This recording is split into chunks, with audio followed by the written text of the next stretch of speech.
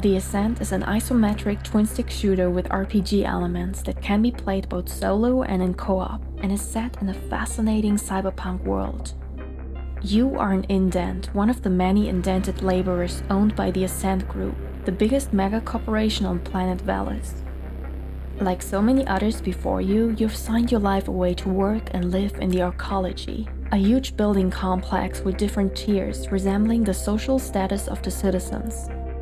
Recently, the whole metropolis plunged into chaos when the Ascent Group collapsed, and now both gangs and corporations are trying to gain control over the complex. Starting with the maintenance and sewage area appropriately named the Deep Stink, and the poor district above it packed full of people, dirt and garbage, you slowly work your way up trying to find out what started it all.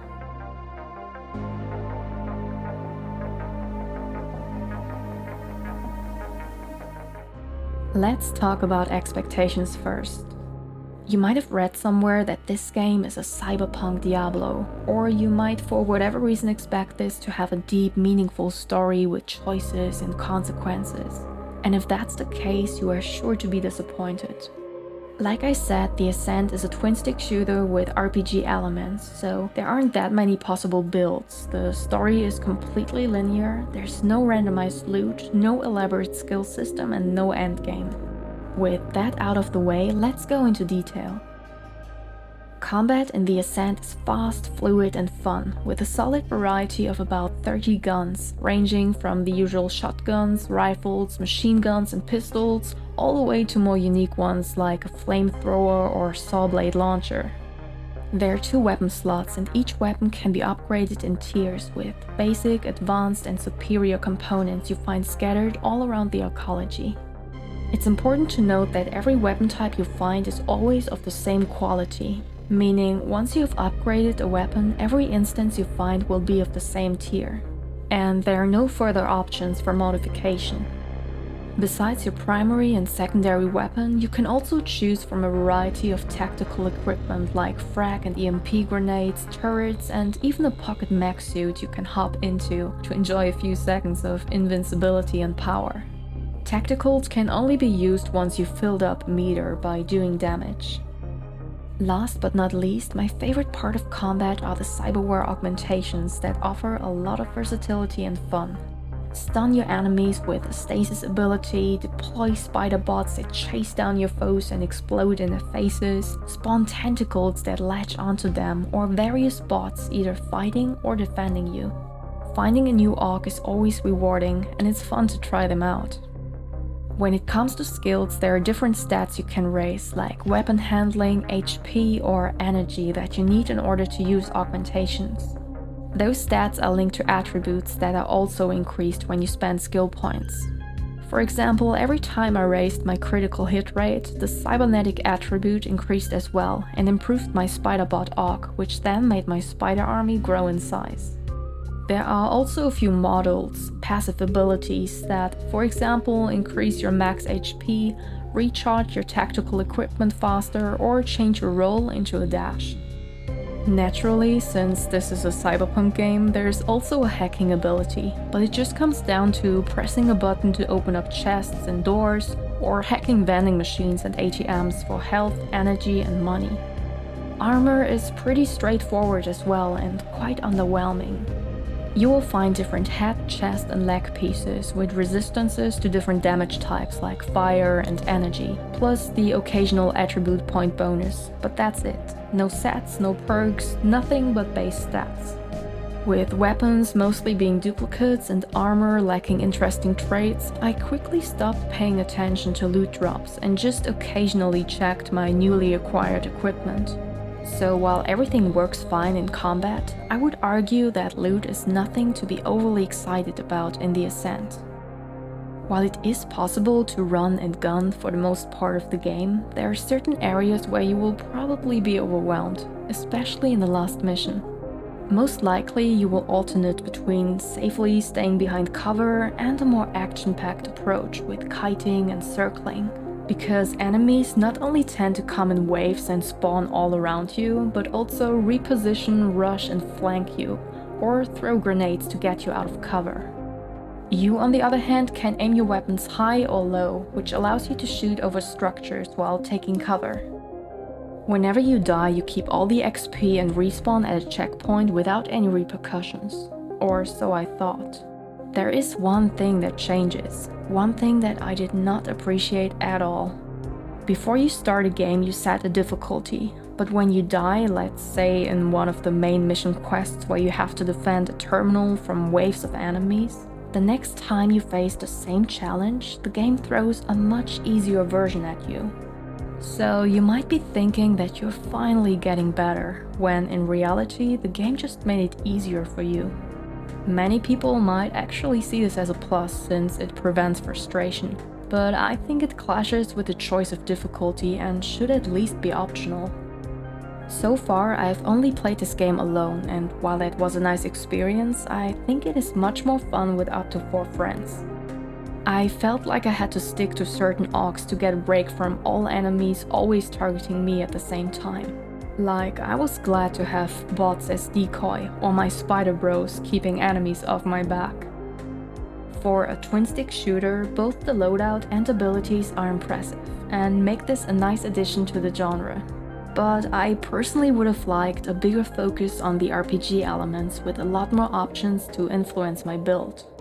With the lack of randomized loot and customization, no endgame and no procedurally generated map, I'm not sure the Ascent offers as much replayability as many had hoped. But it is important to note that this was never what the developers intended in the first place. In the end, it all depends on what you are looking for in a game, and I hope now you at least know what you're getting into. The first thing that drew me in was of course the stunning visuals. I love the cyberpunk aesthetic, and this game definitely nailed it. Everything is drenched in neon lights, and the level of detail is impressive. I couldn't take my eyes off of holograms, glass floors, rain and puddles, tech and cables, hover cars and lift-in structures all around me. The game takes you from the sewers and poor district with its shady bars and shops to the high street with its casino, bathhouse and colorful marketplaces. Shadows, lighting and particle effects often make you stop and appreciate the view. And whenever you want to know more about life and the people on Valis, you can check out the Codex. That is one of the most beautiful ones I've seen so far. The map, on the other hand, is not exactly useful because it's hard to make out the different layers. Orientation is still easy though, because you can either just follow the quest marker or press O to have a navigation path pop up. While exploring, you come across so many people and aliens who are dealing with their sad existence. Just strolling around and talking to each other in one moment and then suddenly running away in panic once you start shooting close to them. It's all extremely well done and sets the right atmosphere. Although I would have preferred these amazing looks in a game where you can actually interact with the environment more often. Exploration is still somewhat rewarding though, with components, skill points, weapons, gear and deck upgrades for hacking to find while soaking in this gorgeous world. There are times where the camera pulls back or shifts from an isometric into a side-on perspective to highlight certain structures or views. Often, these are the moments where you really start to notice the great use of verticality in this game. With its lifts and stairs and different layers and tiers, there's often something happening below your feet. You get a grasp of how big the ecology really is, and after climbing the ranks, you might even remember the people below you every now and then. With these impressive visuals, it's a shame that the 10 to 15 hour story isn't exactly gripping or memorable. It starts out great with the idea of the arcology, its social dynamics and recent struggles, but it loses its grip rather quickly. I wasn't emotionally invested in any of the characters, the progression didn't feel meaningful and the side missions are quite monotonous. They did try to add some funny quests, but in the end those were really short, predictable and nothing more than fetch quests or bounty hunts.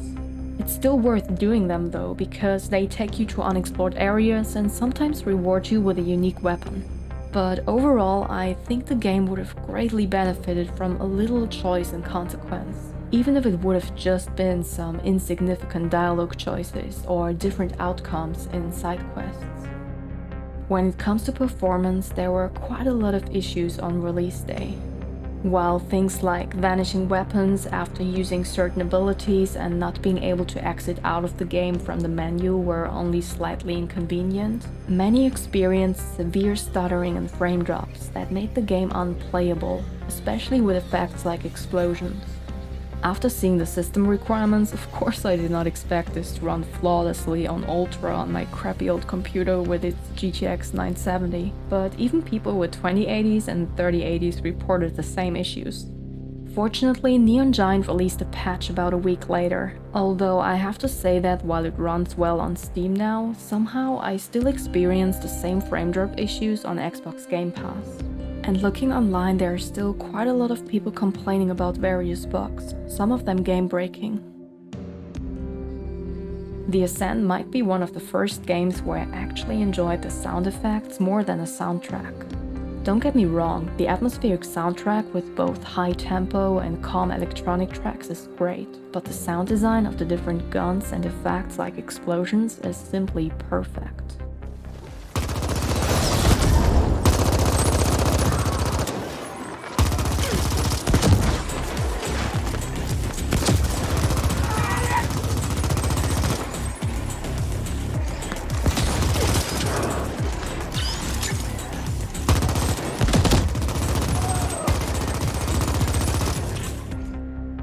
The missions are fully voice acted, and they did a solid job with that.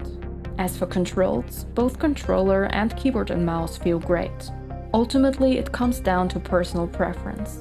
For me, precision was much more important than smooth movement, so I mostly played with keyboard and mouse.